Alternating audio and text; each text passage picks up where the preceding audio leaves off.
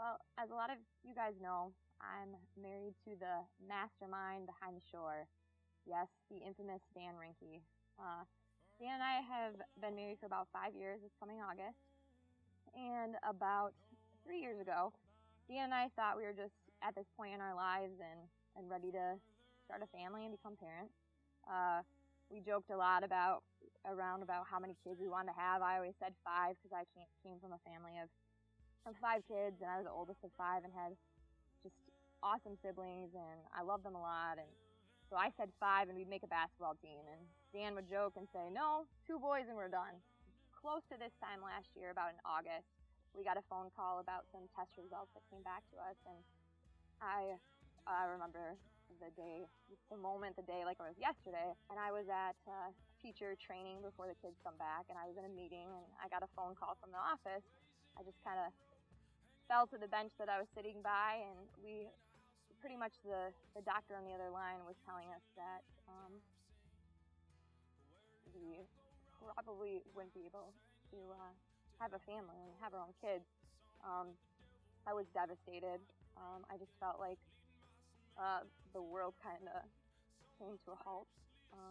And I was by myself, so I still had to call Dan and share this sort of, gut-wrenching, life-changing news with him. And, I never thought that would be something that we would have to deal with. And so our world kind of came crashing down. And doctor after doctor told us that we probably weren't going to have kids of our own. Last couple months, God has just had to bring me to my knees and kind of had to sit me down and say, "Look, Katie, you're not giving it all to me. You're not trusting me.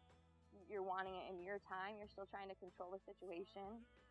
And I just was really convicted. One verse that I really had to stand strong on comes from Hebrews 11:1, and it says, "What is faith? It is the confident assurance that what we hope for is going to happen. It is the evidence of things we cannot yet see."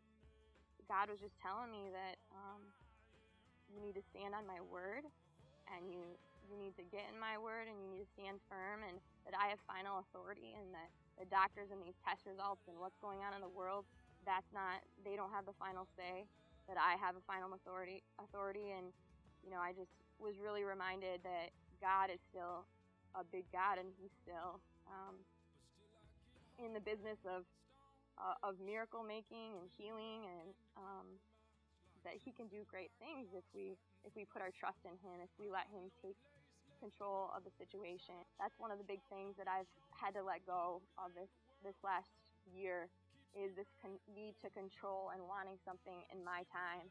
And God's word says his timing is perfect.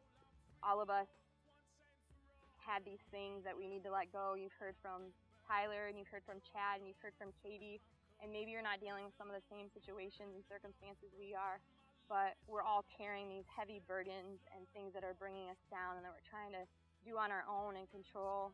And God's just asking us to let go of that cancer, whatever that thing is in our life. And he doesn't want us to let it go and take it back. He wants us to let it go and let him have it, and not take it back, not feel a need to do that. And I think this is exactly what God has been doing in mine and Dan's life. He's kind of used this new struggle and this new threat in our life to blow the dust off of these good things he's blessed us with. We have great families and a great marriage and a house over our head and a pretty cool dog, and we've just been reminded how much we have been blessed and how good our lives are. But it's easy to forget those things. So just remember what God has done for you, and just let go whatever that burden, whatever that heaviness is that you're holding on to.